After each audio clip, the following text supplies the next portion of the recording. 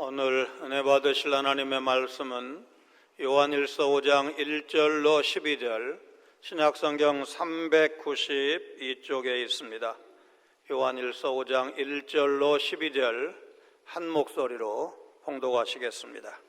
예수께서 그리스도이심을 믿는 자마다 하나님께로부터 난 자니, 또한 낳으신 이를 사랑하는 자마다 그에게서 난 자를 사랑하느니라.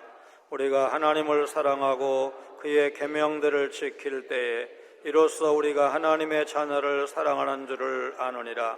하나님을 사랑하는 것은 이것이니 우리가 그의 계명들을 지키는 것이라. 그의 계명들은 무거운 것이 아니로다. 무릇 하나님께로부터 난 자마다 세상을 이기느니라. 세상을 이기는 승리는 이것이니 우리의 믿음이니라. 예수께서 하나님의 아들이심을 믿는 자가 아니면 세상을 이기는 자가 누구냐? 이는 물과 피로 임하신 이시니 곧 예수 그리스도시라. 물로만 아니요 물과 피로 임하셨고 증언하는 이는 성령이시니 성령은 진리니라. 증언하는 이가 셋이니 성령과 물과 피라. 또한 이 셋은 합하여 하나이니라. 만일 우리가 사람들의 증언을 받을진대 하나님의 증거는 더욱 크도다. 하나님의 증거는 이것이니 그의 아들에 대하여 증언하신 것이니라. 하나님의 아들을 믿는 자는 자기 안에 증거가 있고 하나님을 믿지 아니하는 자는 하나님을 거짓말하는 자로 만드나니, 이는 하나님께서 그 아들에 대하여 증언하신 증거를 믿지 아니하였습니다.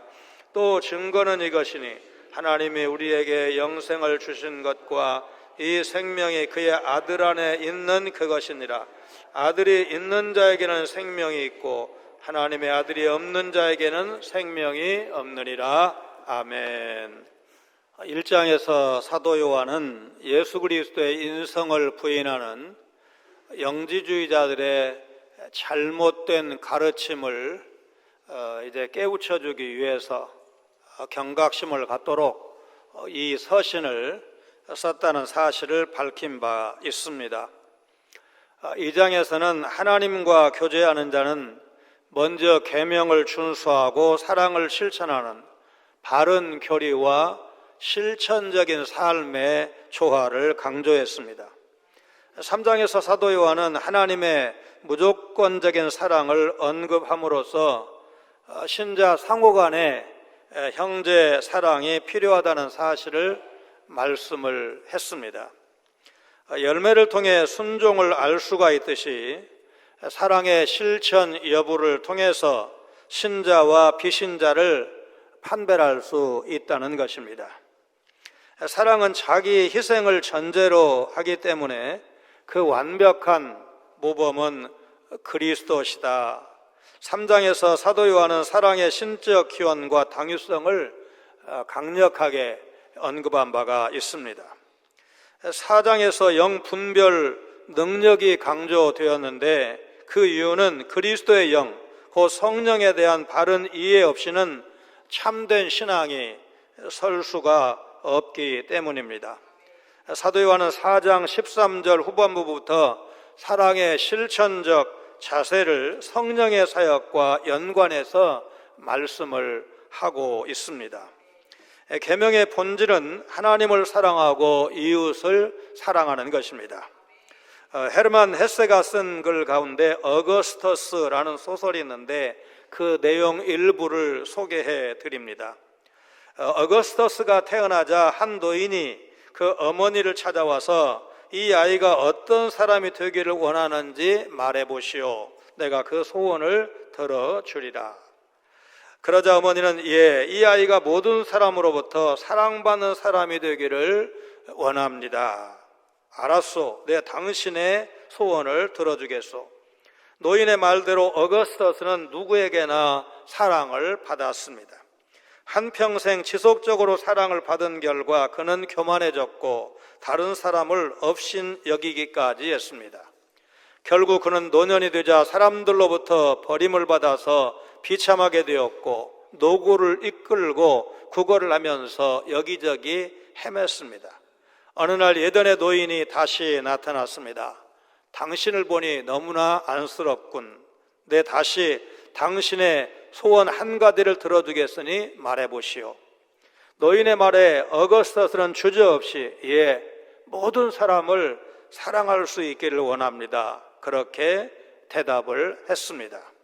하나님의 자녀로서 주를 사랑하면서 그분으로부터 받은 사랑을 이웃에게 베풀며 사는 것이 결국 자신을 위해서도 유익하다는 사실을 생각하게 하는 소설입니다. 분당의 애치교회라고 아주 큰 교회인데 중고등부 수련의 마지막 날 멀쩡한 통조림을 버리는 학생을 보고 담임 목사가 그 이유를 물었을 때 엄마가 아무도 주지 말고 혼자 먹으라고 했어요. 그래서 담임 목사가 놀란 적이 있다는 말씀을 들은 바가 있습니다. 고등학교 2학년이 되었을 때 처음으로 전교 수석을 놓친 충격에 자살한 학생, 교회 다니는 학생인데 어른들, 그 부모님과 우리 학교 공동체의 책임이 없다고 할 수 없을 것입니다.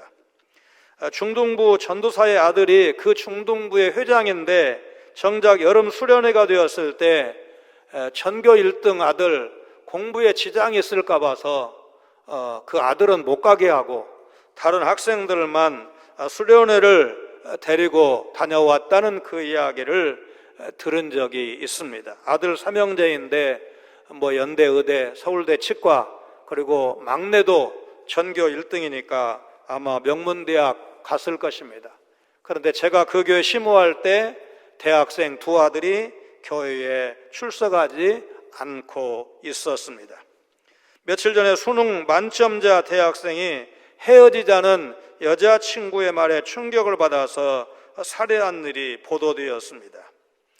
실패할 수도 있는 것이 인생이고, 내가 좋은 여건에서 태어났고 좋은 교육을 받아서 남들보다 앞서간다 할지라도 우리 사회의 약한 사람들과 더불어 살아가야 한다는 사실을 가정이나 우리 학교나 우리 공동체가 제대로 가르쳐주지 않았기 때문에, 여러분, 이게 어떻게 그 두 가문만의 비극이겠습니까? 우리 사회의 어두운 면, 민낯을 그대로 드러난 사건이라고 생각을 합니다. 사랑을 말하기는 쉽지만 삶의 현장에서 작은 사랑이라도 실천하면서 살아가는 것 쉽지 않다는 것을 우리가 느끼고 있습니다. 하나님을 믿지 않는 불신자에게는 제1의 출생, 곧 육의 출생만 있지만 우리 성도에게는 제2의 출생이 있습니다. 이 제2의 출생을 신학적 용어로 중생, 거듭남이라고 말합니다. 중생은 군뱅이가 변해서 매미가 되고 배추벌레가 탈바꿈해서 나비가 되는 윤회적 생이 아니라 완전히 새로 태어나는 것입니다. 요한복음 3장 5절로 7절 말씀 같이 읽겠습니다. 예수께서 대답하시되 진실로 진실로 내게 이르노니 사람이 물과 성령으로 나지 아니하면 하나님의 나라에 들어갈 수 없느니라. 육으로 난 것은 육이요 영으로 난 것은 영이니 내가 내게 거듭나야 하겠다는 말을 놀랍게 여기지 말라. 출신 성분에 따라 인생이 결정되는 일은 얼마든지 찾을 수 있습니다. 신라 시대는 골품제 계급 사회였습니다. 혈통에 등급을 두어서 정치적 출세나 일상생활에 차별을 두는 제도로 양쪽 모두가 왕족인 사이에서 태어나면 성골, 한쪽이라도 왕족인 귀족에게서 태어나면 진골이 되는데 이 성골과 진골만이 왕이 계승을 할 수가 있었고 고위직을 독점했습니다. 14억 인구가 넘는 인도는 법적으로 카스트, 신분 제도를 폐지했다고 하지만 제사장과 종교인 계급인 브라만, 왕족과 무사 계급인 크샤트리아, 자영업자와 상인 계급인 바이사는 아리아인들이 다 차지하고 진짜 인도 사람들은 이제 농사와 노동자 계급 하층민인 수드라와 길에서 나서 길에서 죽는 인생 불가촉 천민이라고 하는 달리트는 1억 7천만이나 되는데 인도 다수 종교가 힌두교 아닙니까? 힌두교 교인이 될 수가 없고 성전에 들어갈 수가 없고 그 경전을 만지면 만진 부분을 잘라낼 정도로 그렇게 이제 천대받는 그런 사람들인데, 놀라운 것은 나헨드라 보디 현 수상이 이 하층민 출신으로서 입지전적인 인물입니다. 이제 인도가 자본주의도 발달하고 민주주의도 더 이렇게 진보되는 것으로 나타나고 있지만 아직도 이런 전통이 남아 있습니다.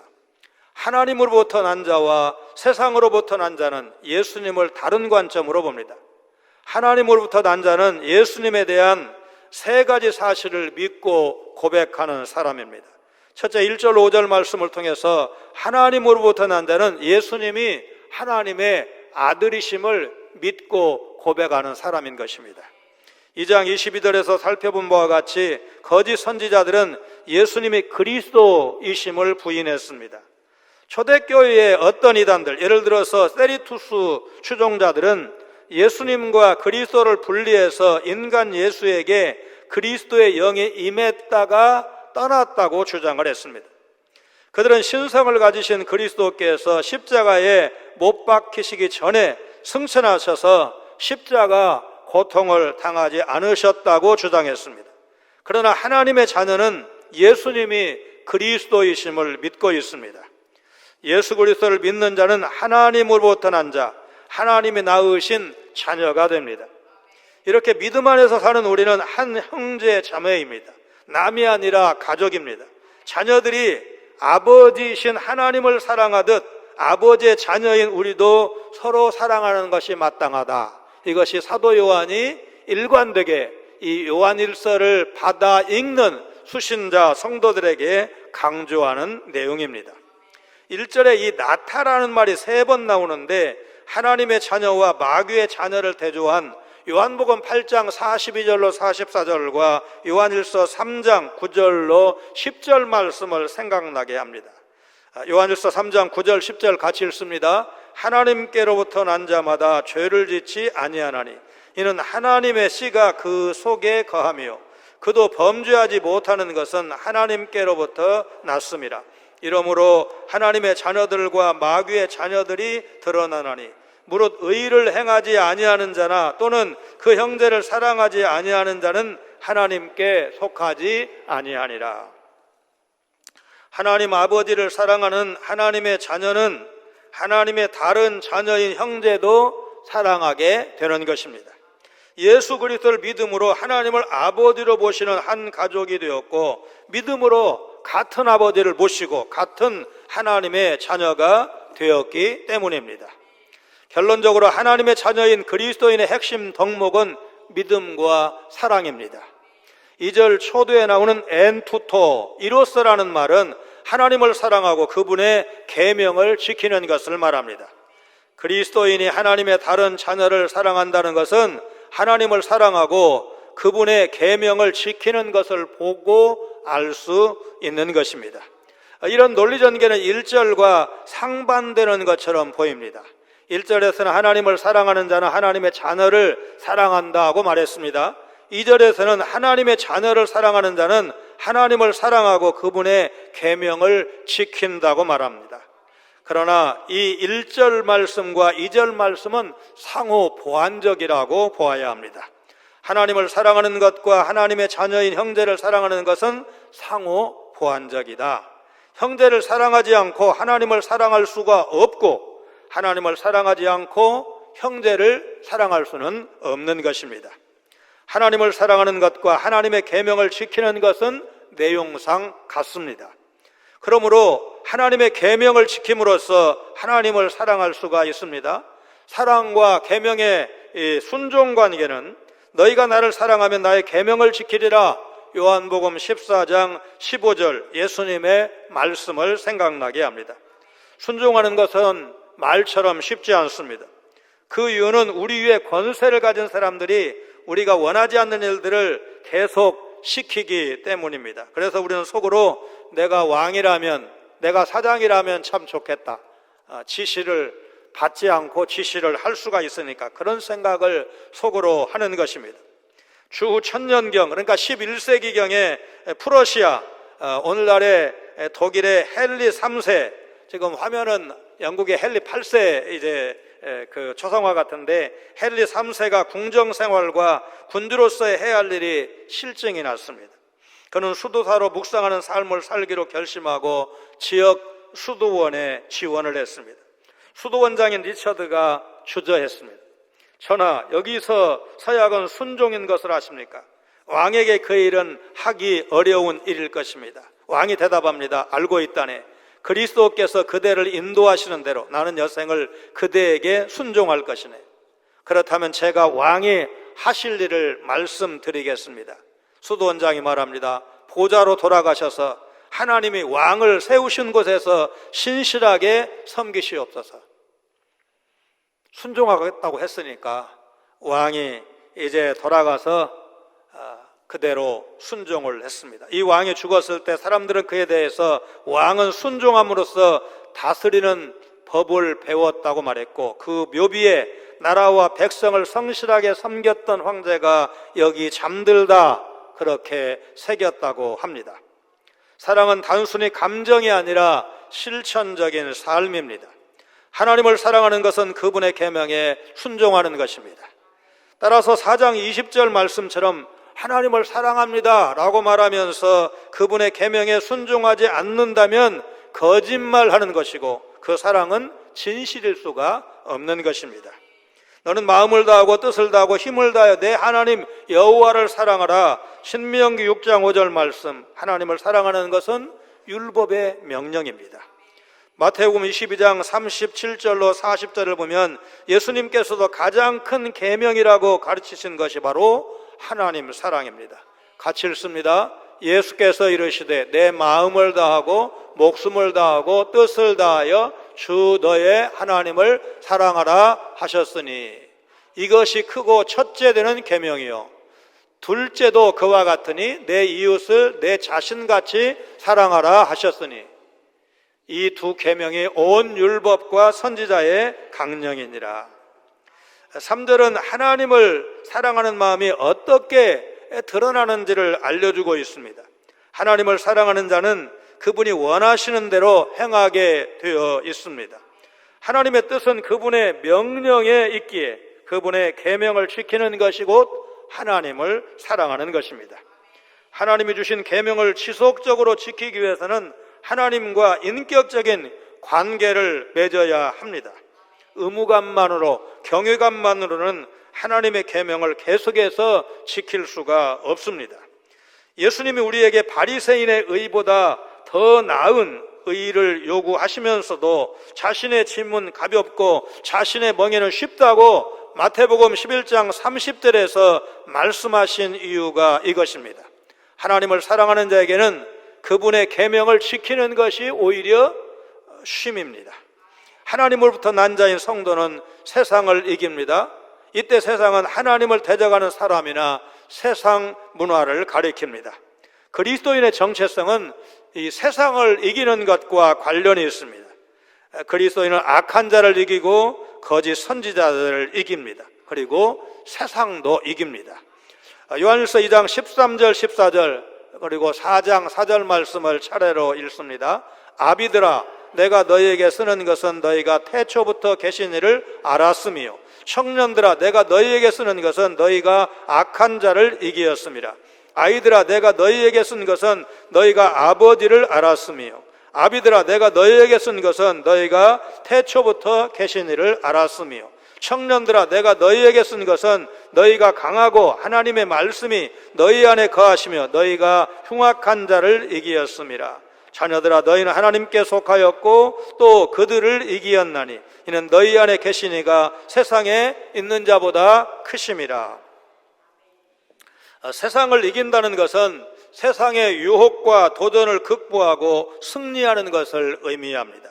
하나님께 속한 성도는 마귀가 공중 권세를 잡은 이 세상의 모든 죄악된 습관, 타락한 욕망에서 벗어나야 합니다. 그렇게 하려면 우리는 믿음을 통해 삶 속에서 역사하는 그리스도의 능력을 필요로 합니다. 연약한 우리가 어떻게 세상을 이길 수가 있습니까? 오늘 사도 요한은 믿음으로 이길 수 있다고 말씀을 합니다. 예수님이 하나님의 아들이심을 믿는 믿음으로 세상을 이길 수 있다. 여러분 믿으시기를 바랍니다. 거짓 선지자들은 예수님과 하나님의 아들을 분리해야 한다고 주장을 했습니다. 그들은 예수님은 위대한 선지자일 뿐 하나님의 아들은 아니라고 주장을 했습니다. 예수님이 구원자가 될 수는 있지만 신적 존재는 아니라고 주장하는 무리도 있었습니다. 그리스도인은 예수님에 대한 바른 지식과 굳센 믿음을 가지고 나아갈 때 악한 자의 유혹을 물리칠 수가 있는 것입니다. 잘못된 교리와 윤리로부터 참 신앙을 지킬 수가 있습니다. 하나님으로부터 난 자는 예수님이 그리스도이심을 믿는 사람입니다. 또 예수님이 하나님의 아들이심을 믿는 사람인데 그리스도가 될 자격을 가진 분은 하나님의 아들이신 예수님 뿐입니다. 그래서 예수님을 믿는다는 말은 예수님이 하나님의 아들이시고 그리스도로 세상의 구주로 오신 분이라는 것을 믿는다는 뜻입니다. 그리스도는 기름 부음을 받은 자라는 뜻으로 예수님의 사명을 말하고 하나님의 아들은 그분의 신분을 말하는 것입니다. 구약 성경에서 기름 부음을 받은 자는 왕과 제사장과 선지자였습니다. 예수님을 그리스도로 믿는다는 것은 예수님이 나의 왕이시요 내 죄의 대속을 위해 죽으신 제사장이시요 나에게 의의 길을 걷도록 끊임없이 말씀하시는 선지자라는 사실을 믿는 것이 예수님을 그리스도로 믿는 것입니다. 하나님의 아들이신 예수 그리스도를 사랑하는 자는 아버지 하나님 역시 사랑하게 되어 있습니다. 그리고 하나님의 자녀인 다른 그리스도인들도 사랑하게 되는 것입니다. 하나님을 사랑하는 자는 하나님의 계명을 지킨다고 했습니다. 그런데 3절 말씀을 보니까 하나님의 계명은 무거운 것이 아니라고 했습니다. 신명기 30장 11절로 14절 말씀 같이 읽습니다. 내가 오늘 내게 명령한 이 명령은 내게 어려운 것도 아니요 먼 것도 아니라 하늘에 있는 것이 아니니 네가 이르기를 누가 우리를 위하여 하늘에 올라가 그의 명령을 우리에게로 가지고 와서 우리에게 들려 행하게 하랴 할 것이 아니요 이것이 바다 밖에 있는 것이 아니니 네가 이르기를 누가 우리를 위하여 바다를 건너가서 그의 명령을 우리에게로 가지고 와서 우리에게 들려 행하게 하랴 할 것도 아니라 오직 그 말씀이 내게 매우 가까워서 내 입에 있으며 내 마음에 있은즉 내가 이를 행할 수 있느니라. 여러분 신명기는 이제 가나안 땅에 들어가기 직전에 이미 주신 율법의 말씀을 모세가 자세히 풀어서 설교한 말씀이 신명기입니다. 그 설교를 들으면서 아멘 아멘도 열심히 했겠지만 어떻게 이 말씀대로 우리가 다 사냐, 어렵지 힘들지 이렇게 생각하는 사람들에게 이 말씀이 그렇게 어려운 것이 아니랍니다. 하늘에 있는 것 아닙니다. 바다 건너편에 있어서 불가능한 것 아닙니다. 늘 우리 귀에 들리고 매일 암송하고 미간에 붙이고 손목에 메고 쥐하로 묵상하면 말씀대로 사는 것이 가능하다는 사실을 설교하고 있는 것입니다. 마태복음 16장 16절에 베드로가 예수님은 살아계신 하나님의 아들이라고 그리스도라고 고백을 했을 때 예수님으로부터 칭찬을 들었는데 여러분 이 베드로의 고백이 내 고백이 되지 않는다면 우리가 할 수 있는 일이 무엇이겠습니까? 하나님 믿어지는 은혜를 허락해 주옵소서. 그거밖에 여러분 없지 않습니까? 6절로 8절 말씀을 통해서 하나님으로부터 난 자는 예수님의 인성과 신성을 믿어야 둘 다 믿어야 할 것을 알게 됩니다. 예수께서 물과 피로 오셨다는 것은 두 가지 의미로 해석할 수가 있습니다. 첫째는 예수님의 성육신을 부인하는 거짓 선지자들의 주장에 대해서 예수님의 성육신을 강조하는 표현이라고 보는 것입니다. 예수께서 십자가에 달려 죽으실 때 요한복음 19장 34절을 보면 피와 물을 흘리셨습니다. 그중 한 군인이 창으로 옆구리를 찌르니 곧 피와 물이 나오더라. 여러분 이 장면은 예수님께서 육신을 입으신 사람이셨고 죄인을 대신해서 죄 없는 그분이 십자가에서 죽으셨고 죽으실 때 피와 물을 다 쏟으셨다는 사실을 증언하는 확실한 말씀입니다. 두 번째 물과 피는 예수님이 공생애를 시작하실 때 받으셨던 세례와 공생애를 마무리하실 때 흘리신 십자가의 피를 상징한다고 보는 것입니다. 세례를 받으신 때부터 십자가에 달려 죽으실 때까지 공생의 모든 것을 포괄하는 것입니다. 그러므로 세리투스, 이 이단들이 주장하듯이 예수는 세례받기 전에는 단순한 인간에 불과했고 세례 시에 그리스도의 영이 잠시 강림했지만 십자가에 못 박히시기 전에 떠났다? 그것이 아닙니다. 예수님의 세례와 십자가는 하나님의 아들이 완전한 사람으로 오셔서 십자가에서 죽으셨음을 증명하는 것입니다. 참된 것을 증언하시는 진리의 성령께서 예수님이 육체로 오신 것을 증명하신다. 요한복음 15장 26절, 16장 13절이 증언하고 있습니다. 같이 읽습니다. 내가 아버지께로부터 너희에게 보낼 보혜사 곧 아버지께로부터 나오시는 진리의 성령이 오실 때에 그가 나를 증언하실 것이요 그날에는 너희가 아무것도 내게 묻지 아니하리라. 내가 진실로 진실로 너희에게 이르노니 너희가 무엇이든지 아버지께 구하는 것을 내 이름으로 주시리라. 예수 그리스도를 증언하는 세 가지 물과 피와 성령은 율법의 요구를 충족시킵니다. 이 셋은 예수가 그리스도이시며 하나님의 아들이라는 사실을 증언하는데 물과 피가 외적 증언이라면 성령은 내적 증언입니다. 유대 사회에서 새 증언자는 그 증언이 합법적이고 완전하다는 사실을 의미하는 것입니다. 신명기 17장 6절에 죽일 자를 두 사람이나 세 사람의 증언으로 죽일 것이요 한 사람의 증언으로는 죽이지 말 것이며 말씀하신 것처럼 세 가지 증인이 예수님의 성육신을 분명하게 증언합니다. 하나이니라 일치를 의미하는데 예수 그리스도에 대한 세 가지 증언이 일치한다는 것입니다. 예수님은 물과 피로 임하신 분이십니다. 예수님은 공생애를 시작하실 때 물로 세례를 받으셨고 그때의 물은 죄 씻음을 상징하는 것입니다. 물론 예수님은 죄가 없는 분이셔서 세례를 받으실 필요도 없으시지만 죄 씻음이 필요한 사람과 동일시되기 위해서 세례를 받으셨던 것입니다. 예수님은 또한 피 흘려 죽으심으로써 구원의 사명을 다하셨습니다. 생명을 상징하는 피를 흘리심으로써 죄인들에게 영생을 주셨습니다. 물과 피는 예수님의 인성을 보여줍니다. 성령 또한 예수님에 대해서 증언하시는데 마태복음 1장 18절에 예수 그리스도의 나심은 이러하니라. 그의 어머니 마리아가 요셉과 약혼하고 동거하기 전에 성령으로 잉태된 것이 나타났더니 예수님은 일남 일녀의 결혼을 통해서 부부관계를 통해서 태어나신 것이 아니고 성령으로 잉태되셨습니다. 예수님께서 세례를 받으실 때 성령이 그 위에 임하셨습니다. 마태복음 3장 16절입니다.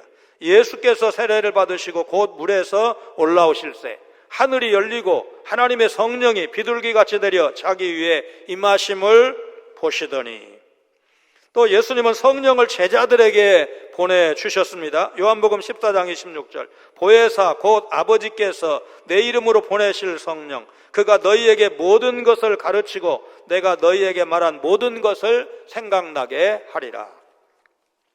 성령은 예수님의 신성을 보여줍니다. 그리스도인은 물과 피로 상징되는 예수님의 인성과 성령으로 상징되는 신성을 모두 갖추신 분으로 인정하고 믿는 사람이 성도라는 사실 여러분 꼭 기억하시기를 바랍니다. 마지막 9절로 12절 말씀을 통해서 하나님으로부터 난 자는 예수님에 대한 하나님의 증언을 믿어야 합니다. 하나님의 증언은 비교할 수 없을 정도로 높은 권위를 가지는데 그 증언은 무엇을 가리킬까? 앞에 나오는 물과 피와 성령의 증언을 가리킵니다. 하나님께서 물과 피와 성령을 통해서 예수님이 누구신지를 분명히 드러내셨다는 것입니다. 하나님의 아들을 믿는 자가 자기 안에 가진 증거는 성령님이 주시는 내적 확신입니다. 하나님은 성령님을 통해서 신자의 내면에 말씀하시고 확신을 주십니다. 이 증언을 거부하는 자는 하나님을 거짓말하는 자로 만드는 것입니다. 하나님의 증언은 그 아들을 통해 우리에게 영생을 주시는 것입니다. 아들을 영접하느냐에 따라서 영생의 여부가 결정이 됩니다. 예수님에 대한 사람의 증언보다 훨씬 확실한 증언, 바로 성부 하나님의 증언 외에 뭐가 더 필요하겠습니까? 성부 하나님은 오직 성자 예수님에 대해서만 반복해서 자신의 아들이라고 선포하시고 그의 말을 들으라고 명령하셨습니다. 마태복음 17장 5절입니다. 같이 읽습니다. 말할 때에 호련히 빛난 구름이 그들을 덮으며 구름 속에서 소리가 나서 이르시되 이는 내 사랑하는 아들이요 내 기뻐하는 자니 너희는 그의 말을 들으라 하시는지라. 세상에 속한 자들은 하나님이 그런 증언을 하지 않았다고 말합니다. 예수님이 하나님의 아들이라는 것을 믿지 않음으로써 하나님의 증언을 부인하는 것입니다. 이것은 곧 5장 10절 말씀처럼 하나님을 거짓말쟁이로 만드는 악한 일입니다. 그러나 예수님을 믿는 자는 하나님의 증언이 참이라는 것을 믿고 있습니다. 하나님께서 우리에게 영생을 주신 것과 그 생명이 성자이신 그리스도 안에 있다는 것도 성도는 잘 알고 있습니다. 믿는 자라는 이름은 가졌지만 영생에 대한 확신이 없다면 예수 그리스도에 대한 믿음을 점검해 보셔야 합니다. 예수님은 하나님의 아들이시고 동시에 그리스도이십니다. 예수님은 완전한 인성과 신성을 가지신 분입니다. 하나님으로부터 난 사람은 이것이 진리라는 사실을 알고 있고 또 믿고 있습니다. 하나님의 아들 예수께서 모든 구속 사역을 이루셨다는 것을 참되게 믿는 자에게 참 생명과 세상을 이기는 믿음을 주신 것을 믿으시고 날마다 힘있게 살아가시는 여러분 모두가 되시기를 주님의 이름으로 축원합니다. 거룩하신 하나님, 하나님께로부터 난 사람은 우리를 구원하시려고 이 땅에 보내신 그리스도 곧 우리의 구원자 예수님이 하나님의 아들이심을 믿는 자인 것을 믿습니다. 하나님께로부터 난 사람은 우리 예수님이 물과 피로 임하신 분 곧 인성과 신성을 지니신 분이심을 믿으며 그분을 믿는 자에게 영원한 생명이심을 믿습니다.